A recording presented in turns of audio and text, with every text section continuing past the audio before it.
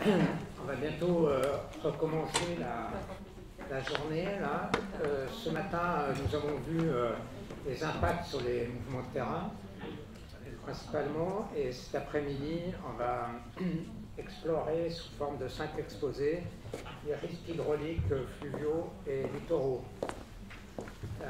Ces risques, même s'ils sont peut-être plus visibles pour l'homme que les précédents de ce matin, ils ne sont pas forcément simples, ils peuvent être aussi très complexes, et on va donc aborder ces sujets par une première présentation qui s'intitule « Impact du changement climatique sur les digues de protection de la Loire moyenne, éléments de connaissance ». Donc, c'est Sébastien Patouillard qui va nous présenter cet article. Et donc Sébastien Patouillard est ingénieur chef du département des travaux de la Loire à la Préale, Centre-Val de Loire. Il intervient depuis une dizaine d'années sur ces sujets dans le domaine de la sécurité des ouvrages hydrauliques, de protection contre les inondations notamment. Il apporte une expertise et un encadrement de la maîtrise d'ouvrage. Il est aussi le référent technique sur l'agrément qui porte sur l'agrément des digues et barrages de l'Adréal. Il participe et contribue activement au sein du CFBR sur ces sujets, un guide de renforcement des digues et érosion par exemple. Et il contribue également aux travaux de France Digue, qui est une association des gestionnaires de digues.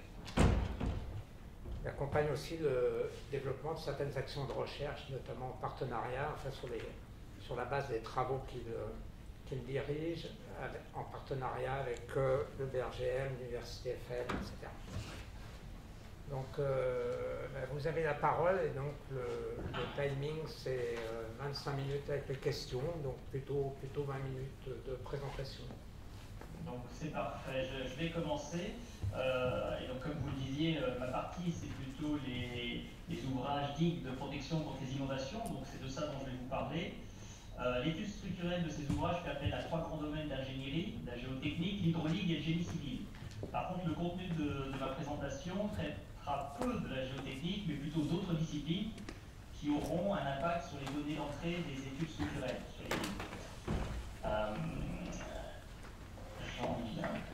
Je ne sais pas si le diaporama déroule bien, alors on devrait être sur une image concernant le contexte. Donc en élément de contexte, les premières réflexions menées par la DREAL Centre-Val de Loire concernant l'impact du changement climatique datent de 2010, au moment où nous réalisions les études de danger, les digues de classe A sur la Loire moyenne. Et à ce moment-là, nous avons travaillé avec un bureau d'études avec des hydrologues, de façon à mener une analyse sur les hydrogrammes de flux de référence, faire un point sur les risques d'embac à l'échelle du bassin de la Loire, et in fine, regarder ce qu'il en était en termes de conséquences du changement climatique sur des grands phénomènes tels que les cumuls des étiages et les glaces et embacs. Et ça correspond au plan que je vous propose dans ma présentation. Nous allons d'abord traiter les cumuls et les étiages, ensuite les glaces et embacs. Comme je viens de le dire, ces études ont été menées en 2010. Ce qui donne tout l'intérêt de ma présentation, c'est qu'aujourd'hui, leurs résultats nous servent de référence. Et à la lumière des nouveaux travaux du GIEC, je pense qu'on pourrait mener un travail de mise en perspective et de remise à jour des résultats que je vais vous présenter. Toujours concernant le contexte, j'ai affiché à l'écran deux grandes images. Donc la première à droite représente la France avec le bassin de la Loire. Donc le bassin de la Loire, c'est près de 120 000 km², ça concerne plusieurs régions, 7 de mémoire, 30 départements, entre 5 000 et 6 000 communes. Dans ce bassin, donc, vous voyez dessiner la Loire, qui est notre grand fleuve intégralement compris dans le territoire français, cinquième fleuve européen.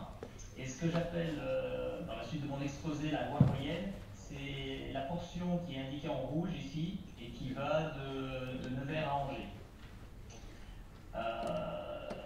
particularité de la Loire moyenne, c'est qu'elle comprend un système, la Loire se trouve à ces endroits-là complètement corsetés par des digues, par des systèmes d'endiguement. Donc sur l'image de gauche, ces digues sont représentées, hein, vous voyez deux types de couleurs. Donc les rouges, ce sont celles qui sont sur le domaine public fluvial, hein, ce qui explique que ce soit moi qui vous présente ça aujourd'hui. Et donc vous voyez qu'effectivement il y a une majorité de digues domaniales entre Nevers et Angers. Et c'est donc le tronçon Loire moyenne, je vous disais, ou je ne l'ai peut-être pas dit, faisait 450 km. Les digues qui sont entre ces deux points-là, c'est au moins 500 km de digues, dont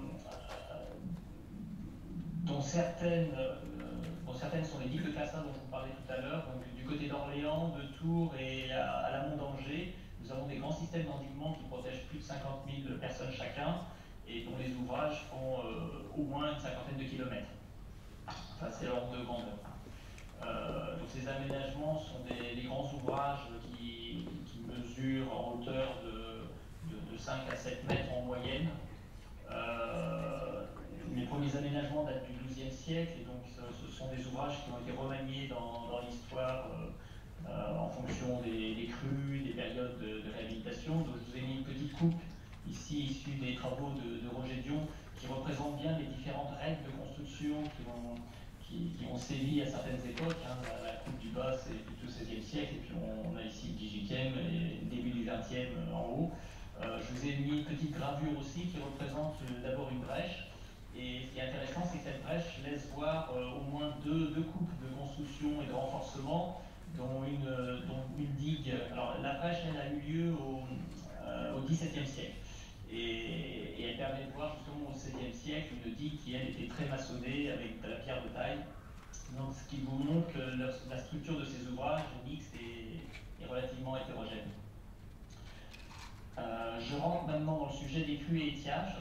Donc sur cette diapositive, je vous présente les trois grands phénomènes de crues que l'on craint sur le bassin de la Loire. Sur l'image de gauche, je ne sais pas si vous arrivez à lire, ce sont les crues océaniques. Elles se produisent au cours d'une longue période pluvieuse venant de l'ouest. Elles surviennent en général en hiver. Et elles touchent surtout les sous-bassins du Cher, de l'Indre, de la Vienne, de la Maine, mais elles peuvent atteindre le Morvan. Voilà, donc ce sont des crues que l'on a pu vivre en 1910, 1977, 82, 94, 95, 99, 2000. Donc ce sont des événements qui arrivent quand même à l'échelle d'une vie d'homme. Sur l'image suivante, au centre de la diapo, on représente les crues méditerranéennes qui, elles, sont issues des masses d'air chaud qui viennent du sud. Donc elles se chargent d'humidité au-dessus de la Méditerranée et quand elles dépassent les hauteurs, elles engendrent des précipitations extrêmes sur la Loire. Donc ce sont des précipitations qui peuvent être de l'ordre de grandeur en 24 heures de ce qu'on reçoit annuellement à Orléans par exemple. Ce qui représente à peu près 600 mm de pluie. Elles surviennent généralement à l'automne, au moment de l'équinoxe, et elles s'amortissent rapidement au-delà de Roanne. Donc elles ne provoquent pas d'inondation a priori en Loire moyenne, ou en tout cas pas d'inondation importante. Et la dernière image vous représente ce qu'on appelle les crues mixtes, qui sont les crues les plus redoutées, les plus dommageables. Elles résultent de la superposition des deux crues que je viens de vous décrire succinctement, et elles surviennent au printemps ou à l'automne. Et pour le coup, elles affectent le cours entier du fleuve. Les grandes crues de la fin du 19e ont été qualifiées de crues mixtes, hein, comme celle de 1846, 1856, 1866, ou la plus récente en 1907. C'est pour ça que souvent on parle d'un siècle sans crue en parlant de la Loire. Donc pour faire l'analyse en hydrologie, on a choisi des stations représentatives de ces différents régimes de crues sur la Loire. Et certaines d'entre elles nous permettaient de remonter à plus d'un siècle et demi. Sur l'image qui s'affiche, voici les résultats des débits maxi moyens annuels qui ont été analysés afin d'essayer de répondre à une question qui est le changement climatique a-t-il un impact sur l'intensité des phénomènes de crue et faut-il craindre donc une augmentation de cette intensité? Alors ici, on est sur une analyse au niveau de la station de Gien qui se trouve en amont d'Orléans. Et ce qui est représenté, ce sont d'abord les crues, ce que vous voyez en bleu. Vous avez une grande ligne mauve qui représente ici la moyenne sur l'échantillon total. Et en noir et rouge, ce sont en fait les moyennes annuelles lissées, soit sur des périodes de 10 ans, soit de 20 ans. Donc 10 ans pour la noire et 20 ans sur le rouge, ce qui nous permet de voir rapidement qu'on n'a pas de tendance d'augmentation, en termes de moyenne en tout cas, des débits maxi. Par contre, on observe aussi une forte variabilité des répartitions de crues sur la période. Alors, pour autant, ce qui a été dit dans l'étude, c'est qu'on ne pouvait pas conclure fermement sur l'absence d'évolution du risque de crue sur la seule analyse, du fait des événements atypiques qu'on observe en Europe centrale. Alors, je pense notamment à la fin des années 90, ce qui s'est passé en Pologne, en Tchéquie, en Allemagne, et puis plus récemment, au début des années 2000 en Allemagne. Donc les grands fleuves ont subi des crues qui auraient pu atteindre la France en fait. Et si on élargit l'échelle et qu'on regarde une échelle plus Europe occidentale, on se rend compte qu'on a quand même une menace et on peut se poser des interrogations sur une évolution de cette menace provenant notamment du bassin méditerranéen. Alors j'en viens à la deuxième question à laquelle s'est intéressé les ingénieurs, ce serait un glissement des crues méditerranéennes en arrière-saison. En gros, la question qu'on se pose, c'est est-ce que le décalage de la survenance des crues méditerranéennes pourrait faire qu'on aurait plus de probabilité d'avoir des crues mixtes. Pour ce faire, ils ont analysé sur une station, donc celle de Bar-en-Bassée, alors c'est ce qui est représenté par des tableaux que j'imagine vous avez un peu de mal à voir, c'est juste listé sur une période ce sont les débits maximaux journaliers annuels sur une période de 74 ans pour voir justement si on a ce glissement. Donc le résultat de cette analyse, c'est qu'il n'y a pas de glissement visible qui nous ferait craindre des concomitances plus fréquentes. Et ces résultats concordent avec les analyses qui sont faites au niveau national sur les changements de saisonnalité. Alors j'en arrive à une autre question qui est la diminution des écoulements en étiage. Alors pour répondre à cette question-là, les hydrologues se sont référés à une autre étude, celle de l'université de Tours, qui pour nous sert encore de référence et qui mettait en avant une forte diminution de l'écoulement en étiage, donc qui est évalué à 25 à 50% au milieu du siècle et de 30 à 60% à la fin de ce siècle. Ce qui nous conduit à réfléchir sur notamment l'usage de nos barrages qui ont plusieurs fonctions en amont, qui notamment peuvent participer à l'étiage. Donc certainement qu'il y aurait à réfléchir à ce que le soutien d'étiage devienne une priorité par rapport à la production d'énergie pour ces ouvrages et de voir comment aussi on réorganise de façon à avoir le maximum de réserves d'eau disponibles. Sur la droite de l'image, je vous ai mis des photographies aériennes qui sont prises à l'étiage. Donc à gauche, c'est 1995 et à droite, c'est 2010. Et alors ces images-là qui sont traitées sur le dessous avaient pour objet de regarder ce qu'il en était de l'évolution de la bande active dans le fleuve. Donc la bande active, c'est la bande dans laquelle on arrive à avoir une bonne largeur d'écoulement, sans végétation ligneuse. Et donc le constat que l'on peut faire, c'est que sur certaines communes comme celle de l'image, qui se trouve là en Indre-et-Loire, pour ceux qui connaissent, c'est les Fondettes et la Riche, la bande active s'est réduite de 150 mètres en 15 ans, ce qui correspond à une réduction de 50% de la largeur initiale. Donc on voit là un des résultats qui a forcément un impact ensuite sur la ligne d'eau, qui elle-même aura un impact sur la mise en charge des digues. Alors, autre question, c'était celle de l'évolution de la morphologie des hydrogrammes de crues. Est-ce qu'on aura des crues plus longues dans le temps, ou est-ce qu'on aura des phénomènes de double crue? Donc aujourd'hui,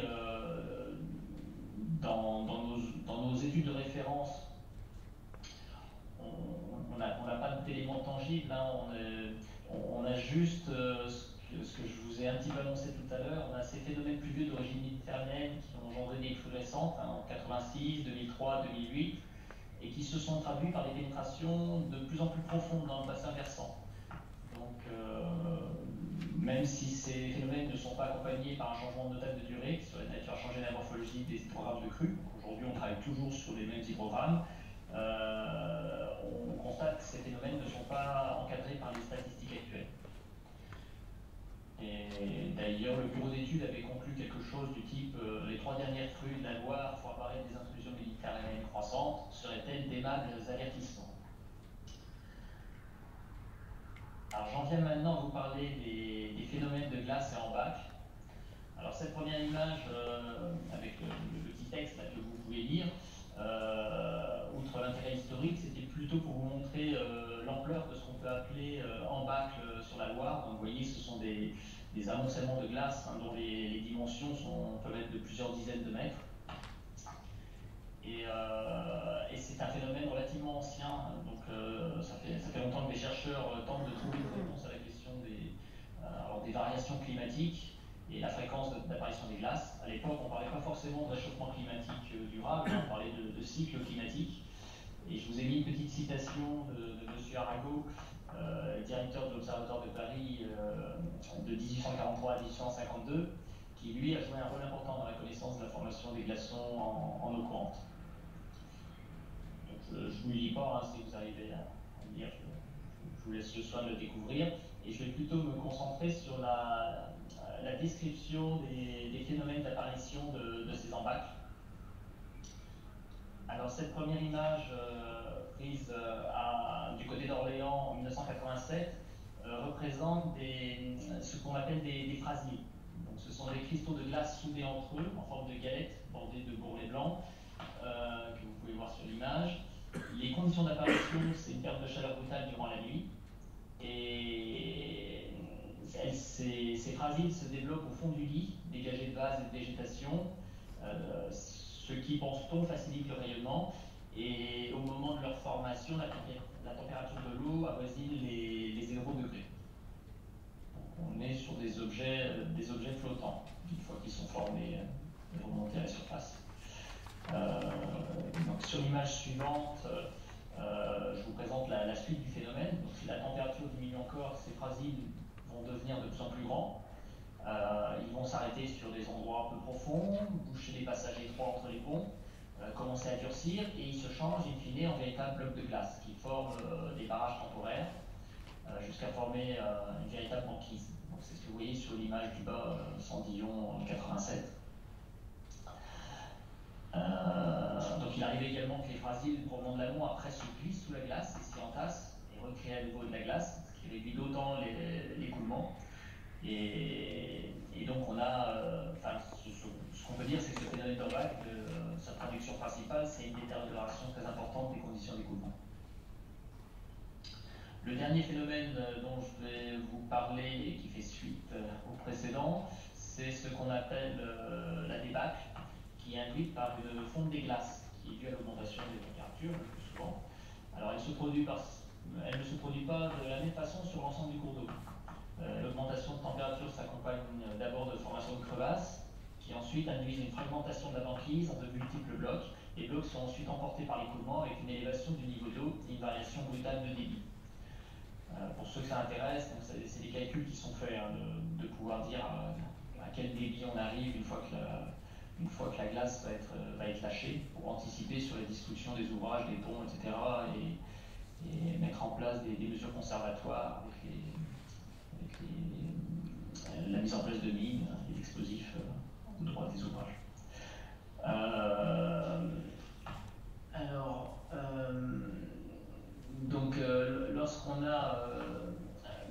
Lorsqu'on a cette débâcle, hein, les accumulations de blocs se produisent,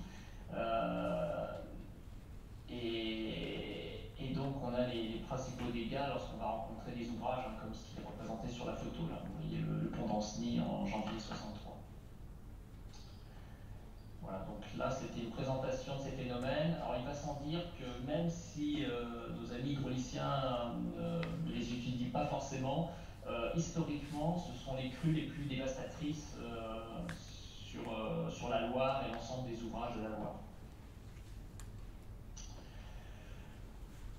Sur la diapo suivante sont représentées les cartes de France de prévision des températures de fin du XXe siècle à la fin du XXIe siècle. Donc elles sont issues d'un des scénarios du GIEC, et elles sont un petit peu anciennes aujourd'hui, 2007.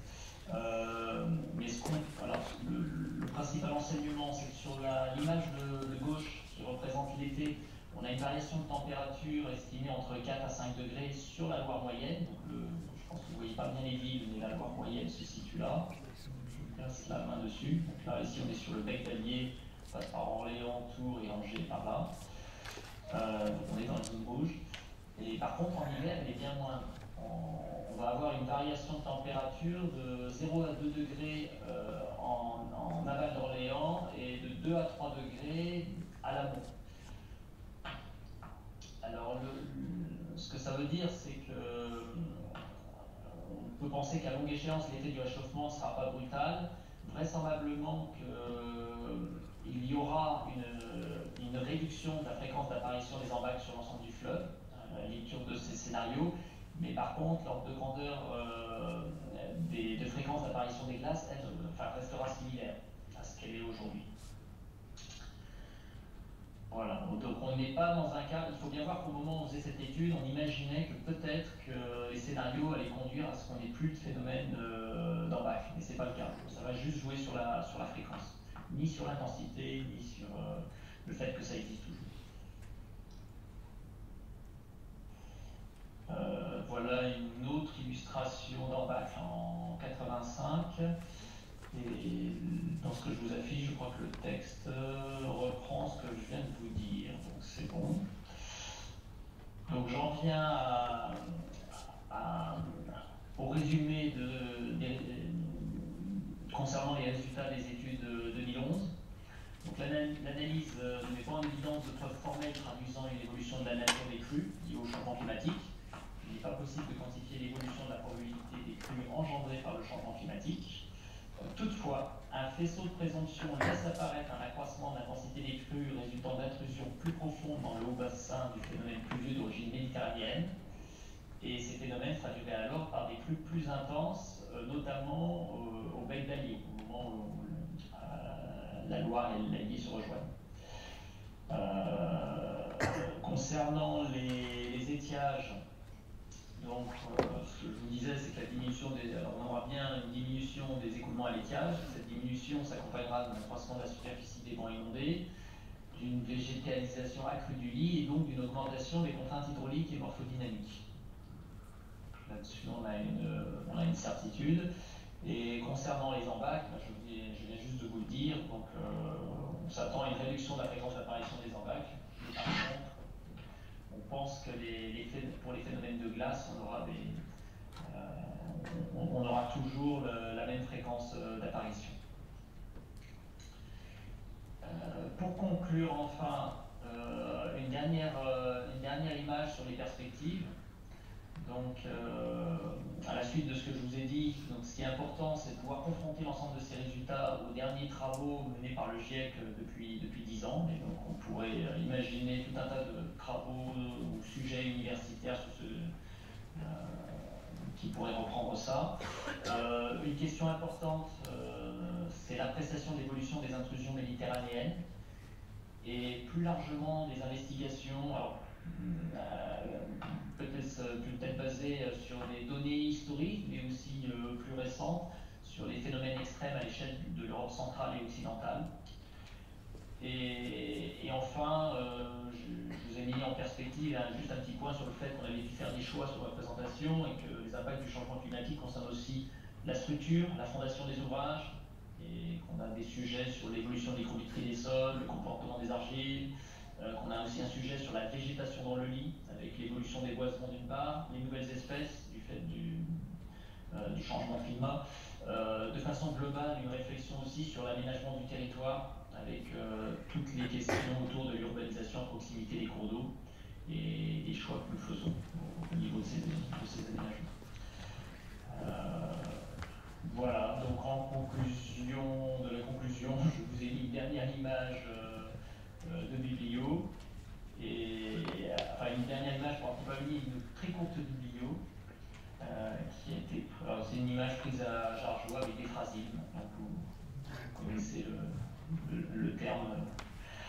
Et au-delà de la compréhension de ces phénomènes et de leur quantification, la question la plus intéressante pour les Ligériens, c'est quand même d'imaginer l'organisation des actions qui découleront avant, pendant et après s'il se produisait les inondations atypiques que je vous ai présentées. Voilà, merci de votre attention. Merci Sébastien pour cette présentation.